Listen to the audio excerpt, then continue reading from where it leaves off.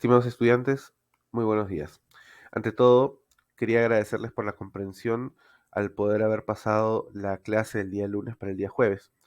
Tenía un cuadro de rinofaringitis, considero que es mejor comentarles a qué se debió ese cambio, ya que el día lunes no podía hablar más de 2 minutos sin tener pausas, digamos, por espasmos en mi propia voz, en mi propia garganta. Así que nuevamente reitero el agradecimiento.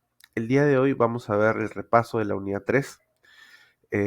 Vamos a ver, perdón, de la autoevaluación de la unidad 3 y vamos a empezar con la primera pregunta. ¿Cuál es la secuencia para gestionar riesgos?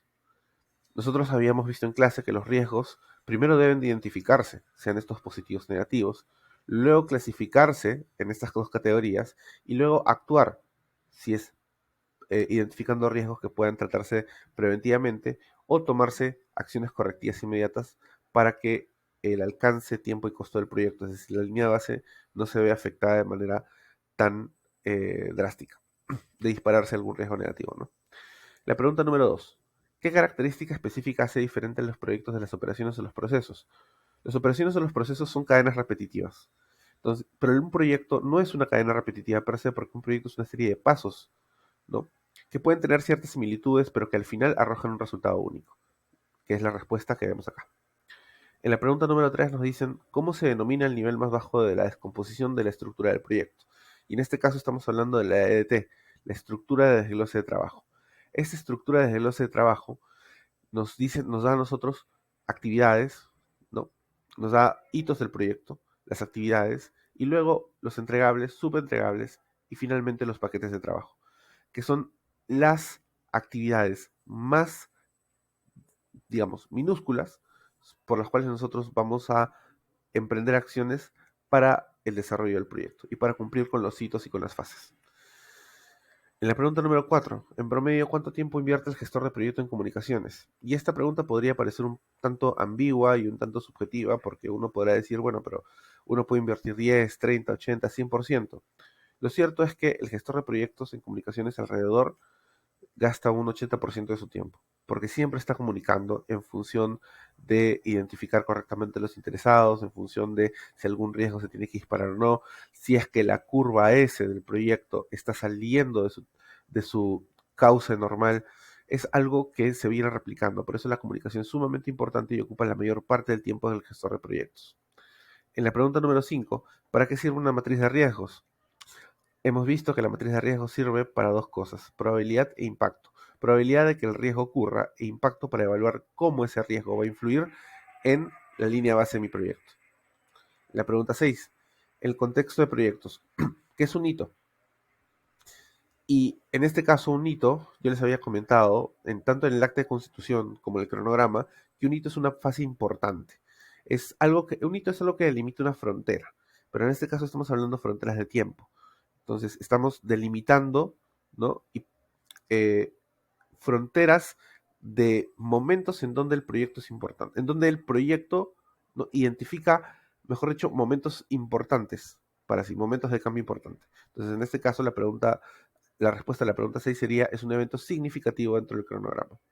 En la pregunta 7, ¿qué herramienta es útil para hacer seguimiento del costo ejecutado y el presupuestado? Aquí tenemos que ver la curva S. ¿Por qué? Porque la curva S me va a dar a mí, en primer lugar, una idea de cómo se debe ejecutar el proyecto en función de lo planificado. Es decir, lo ejecutado de acuerdo a fases, perdón, lo planificado de acuerdo a fases, estacionalmente, si en algún mes de repente varía el costo o disminuye debido a que no hay adquisiciones pendientes y que recién se tienen que hacer a 2 meses, puede suceder, pero generalmente la curva S es una curva acumulada, es una curva agregada de gastos. En esa curva agregada de gastos, planificada inicialmente, nosotros vamos a mapear en un segundo, en la fase de ejecución, cómo es que esa curva va cambiando o si es que se ciñe al camino. Si nosotros vamos por un camino mediante la carretera, vamos a saber que vamos bien si vamos por el mismo asfalto, pero vamos a saber si vamos mal si es que vamos por, ¿no?, por la arena o por la tierra. Entonces, en este caso, haciendo el paralelo, si el costo ejecutado comienza a abrirse un poco más, tenemos que tomar acciones para hacer que llegue a su cauce, a fin de que o bien no se gaste más a futuro, o que también podamos estar evaluando en qué estamos o en qué no estamos haciendo el uso del presupuesto. En la pregunta 8, ¿cuál de los tres principios de alcance, tiempo, costo tienen mayor relevancia en un proyecto?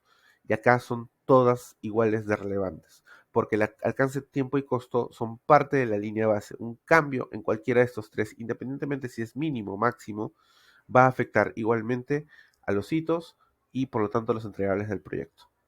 En la pregunta 9, en la gestión del tiempo, ¿qué permite la ruta crítica? Y en este caso es fácil porque si leemos las opciones, tenemos riesgos, costo, tamaño. Ninguna de ellas es pertinente para la gestión del tiempo. Determina la duración del proyecto. Y en este caso, la duración más larga del proyecto. Y finalmente, la pregunta 10, ¿qué permite una matriz de poder-interés? Y esto lo hemos visto, creo que todas las unidades, ¿no? Clasificar correctamente a los stakeholders. Y esto y esto es de mucha relevancia, porque cuando nosotros identificamos correctamente quiénes son los que van a estar a favor, en contra o van a ser neutros dentro de nuestro proyecto y cómo es que ellos pueden incidir en las decisiones de las actividades que vayamos a realizar. Entonces, esta matriz adquiere una vital importancia en el desarrollo de cualquier proyecto, sea estos a través de enfoques en metodologías ágiles o enfoques en cascada. Muy bien, esta ha sido la revisión de la unidad 3. Muchísimas